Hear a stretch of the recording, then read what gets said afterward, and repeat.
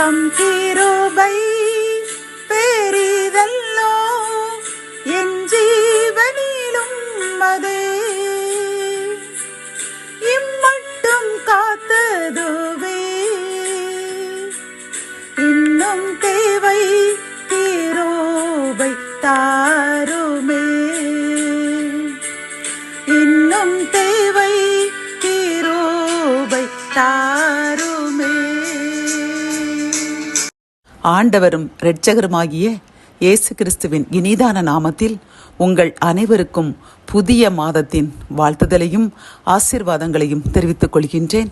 இந்த புதிய மாதம் உங்களுக்கும் உங்கள் குடும்பத்திற்கும் சந்தோஷம், சமாதானம், மகிழ்ச்சியை தரக்கூடிய மாதமாக அமையும் என்று கிறிஸ்துவுக்குள் உங்கள் அனைவருக்கும் வாழ்த்துதல் கூறிக்கொள்கின்றேன். இன்று சேனைகளின் கர்த்தர் ஊழியத்தின் மூலம் நாம் அறியவிருக்கும் கிருபையின் வார்த்தைகள் 2 சாமுவேல் 5ஆம் அதிகாரம் 10ஆம் வசனம். நாளுக்கு நாள் விருத்தி அடைந்தான்.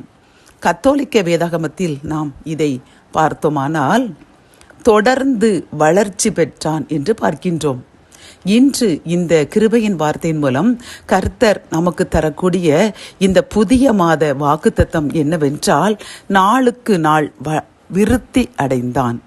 அதாவது நம்மை கர்த்தர் இந்த மாதம் முழுவதும் மட்டுமல்ல, நம் வாழ்நாள் முழுவதும் நம்மை நாளுக்கு நாள் விருத்தி அடைய போகின்றேன் என்று வாக்கு கொடுக்கின்றார்.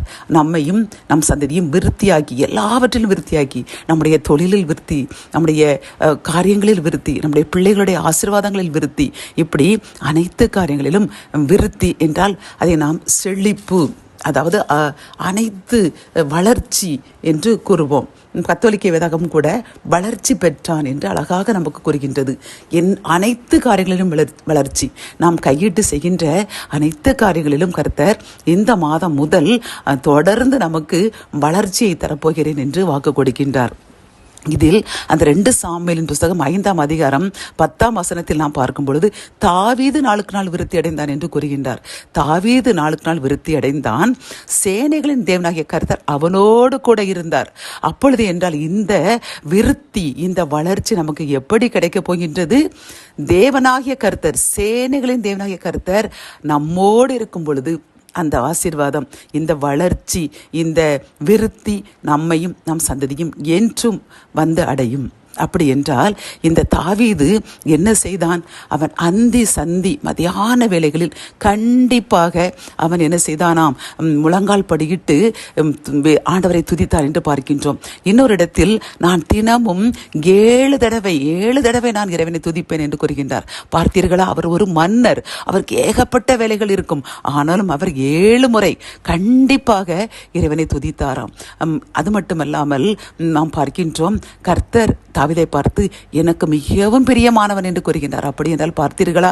அது மட்டுமல்லாமல் அவர் கூறுகின்றார், அந்த பர்சேபாளுடைய காரியத்தை தவிர மற்ற எல்லாவற்றிலும் அவன் எனக்கு கீழ்ப்படிந்திருந்தான், எனக்கு பிரியமாய் வாழ்ந்தான் என்று பார்க்கின்றோம். வேதாகமத்தில் கர்த்தர் கூறுகின்றார். என் அன்பு சகோதரனே, சகோதரியே, இதே போன்று நாமும் இந்த மாதத்தில் ஒரு முடிவெடுத்துக் கொள்வோம். இதற்கு முன் நாம் எத்தனையோ பாவங்கள் செய்திருக்கலாம், எத்தனையோ தவறுகள் செய்திருக்கலாம். ஆனால் கர்த்தர் தாவீது அந்த பர்சேபாளுடன் செய்த அந்த பாவத்தை மன்னித்து விட்டு, அந்த ஒரு பாவத்தை தவிர அவன் எனக்கு பிரியமாய் வாழ்ந்தான் என்று கூறுவது போல நாமும் கர்த்தருக்கு இதுவரை செய்த அந்த பாவத்தை விட்டுவிட்டு இந்த மாதத்திலிருந்து புதிதான ஒரு வாழ்க்கை வாழ்ந்து 7 முறை தாவீது இறைவனை தேடுவது போன்று நாம் குறைந்தது தாவீதை விட நாம் அதிகமாக ஆண்டவரை தேட வேண்டும். நாம் பொதுவாக இவரை போர் நான் வாழ்ந்தால் போதும் என்று நினைக்க மாட்டோம்.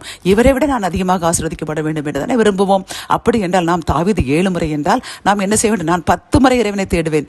இப்படி நாம் அதிகமாக இறைவனை தேடி உலகத்தில் அன்பு சகோதர சகோதரிகளை நாம் அனைவரும் நன்கு உணர்ந்து விட்டோம். கர்த்தரை தவிர நம்மை பாதுகாக்க, நம்மை ஆசீர்வதிக்க, நமக்கு உடல் உள்ள ஆசீர்வாதங்களை கொடுக்க யாராலே முடியாது என்று நாம் நன்கு அறிந்திருக்கின்றோம். ஆகவே நாம் இந்த மாதத்திலிருந்து கர்த்தர் நமக்கு கூறின அந்த நாளுக்கு நாள் விருத்தி வளர்ச்சி அடைவதற்கு இந்த சேனைகளின் தேவனாகிய கர்த்தர் எப்படி தாவீதுடன் இருந்தாரோ அதே போல் நம்மிடம் இருக்க வேண்டுமானால் நாமும் தாவீதை போன்று 7 முறை கர்த்தர் 7 முறை அல்ல, 7 அதிகமான முறை, 10 முறையோ 15 முறை, எவ்வளவு நாள் ஒரு வேலைக்கு செல்கின்ற பெண்களுக்கும் ஆண்களுக்கும் இப்படி அதிகமாக தேட முடியாது. ஆனாலும் நாம் கண்டிப்பாக 7 முறைக்கு குறையாமல் தேட வேண்டும்.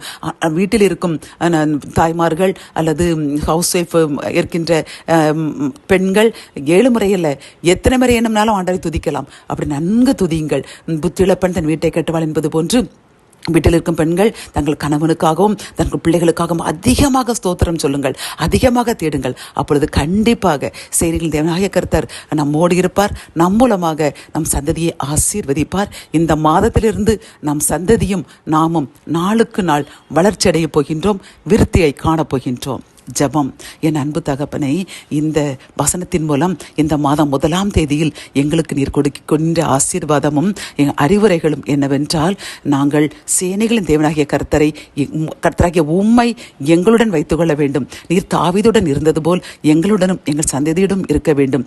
அப்படி இருக்கும் பொழுது நீர் எங்களை நாளுக்கு நாள் விருத்தியடை செய்வேன் என்று வாக்கு கொடுத்திருக்கீங்கப்பா. நீங்கள் வாக்கு மாறாதவர். என்னுடன் சேர்ந்து யாரெல்லாம் இந்த செய்தியை கேட்டு நாங்களும் அதிகமாக தேடுவோம், 7 முறை அதிகமாகவே தேடுவோம். தாவீது எப்படி எங்கு முன்மேளவனாய் காணப்பட்டாரோ அதேபோல் நாங்களும் இன்றிலிருந்து நாங்கள் எல்லா காரியங்களிலும், எங்களுடைய வீட்டிலும் எங்களுடைய வேலை பார்க்கும் ஸ்தலங்களிலும் எல்லா காரியங்களிலும் நீர் எங்களுக்கு தந்த ஒவ்வொரு பொறுப்புகளிலும் நாங்கள் உண்மையுள்ளவர்களாக இருப்போம் என்று நாங்கள் வாக்கு கொடுக்கின்றோம். எங்களுடைய வாக்குறுதலை ஏற்றுக்கொள்ளுங்க. அதன் மூலம் தாவீதை விருத்தியடைய செய்தது போல் எங்களையும் எங்கள் சந்ததியும் நாளுக்கு நாள் விருத்தியடைய வளர்ச்சியடைய செய்யுங்க. மீட்பர் இயேசுவின் மூலம் ஜெபம் கேளும் நல்ல தகப்பனே, ஆமேன்.